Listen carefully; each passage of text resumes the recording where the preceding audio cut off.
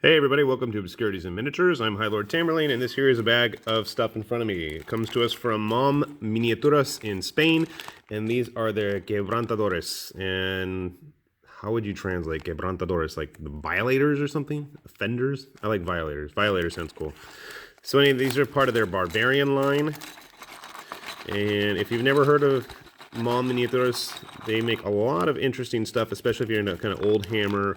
If you're into the demons, they make a lot of dwarves. They make a lot of barbarian types. Make a little bit of elves. Make a little bit of everything. So these are their kind of tough, chosen chaos warrior types. And you can see here they have a very ornate bone-style armor going on. Actually, it might be kind of a cool thing for like barbarian vampires. So they're all very similar. These are just their basic unit sculpts. They do have a hero unit. I don't own them yet. Who knows, maybe someday I will.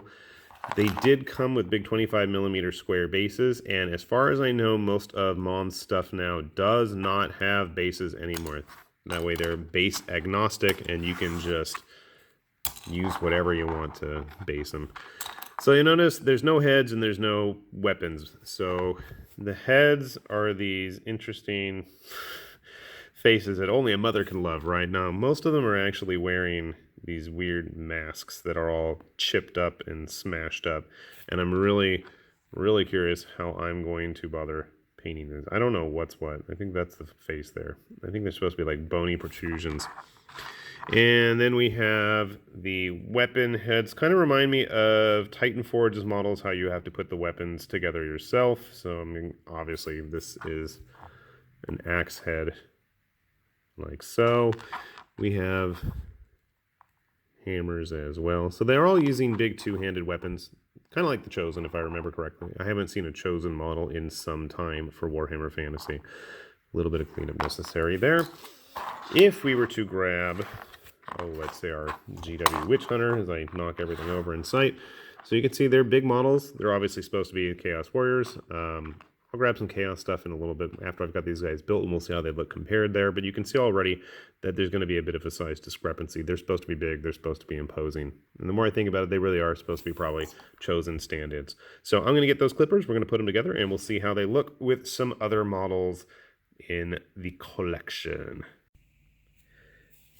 So we've got our Quebrantadores all wrapped up here. We put a variety of weapon toppers on there. I hadn't realized at the time he's actually got a skull emblem. Dude, I'm having the worst time keeping things in focus today. But he's got that little skull emblem on his Warhammer mace thing there. So they're pretty burly dudes. They were originally meant for rank and file, but I think with these 30mm bases I stuck them on, they work okay. Putting back our Witch Hunter friend, just to give everybody a quick idea of what they're looking at size-wise. I mean, they are supposed to be big and imposing, and I think they get that role accomplished pretty well.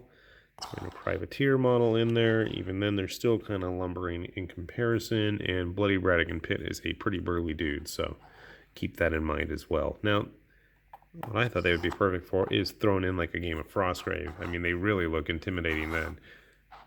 As you can see here with our metal Frostgrave friend, and even the plastic ones. I think they'd make great old Hammer Chosen style models. Sadly, we don't have really good rules for the Chosen these days, and I was hoping we'd see something with WarCry right around the corner, but we'll see what happens there. Grab some Mantic stuff, maybe. See how they stack up. And again, I think that's perfect for just about any current tabletop model outside of maybe Parabellum's Conquest. These guys are going to be quite big and imposing compared to the average human-sized model. And what more could you want for Chaos Warriors anyway? They need to be big and burly and tough and mean looking. And I think these guys definitely have that in spades. They also have that interesting armor style going on here, and I really don't know what's going on with most of their faces. It's really going to be a challenge doing that. I'm debating what colors to use to paint them, and I'm afraid it's just going to be the good old standard of red and gold and bone, obviously. Lots and lots of bone. It's like whenever I can't figure out how to paint a Chaos Warrior, they always default back to corn, but that's okay. I also need to clean these up a bit more. So overall casting quality is pretty nice. I've had a few figures from Mom come in that were not as clean as I needed or wanted and needed to clean them up quite a bit afterwards. Chaos Beast, you can see on my channel somewhere or other. I know I put it up here. That was a bit of work for me, but overall, these guys seem like they're ready to go. We're going to get them primed up this weekend and hopefully started painting, and hopefully, now that we're back in the States, we can see a weekly painting progress with these guys finished soon.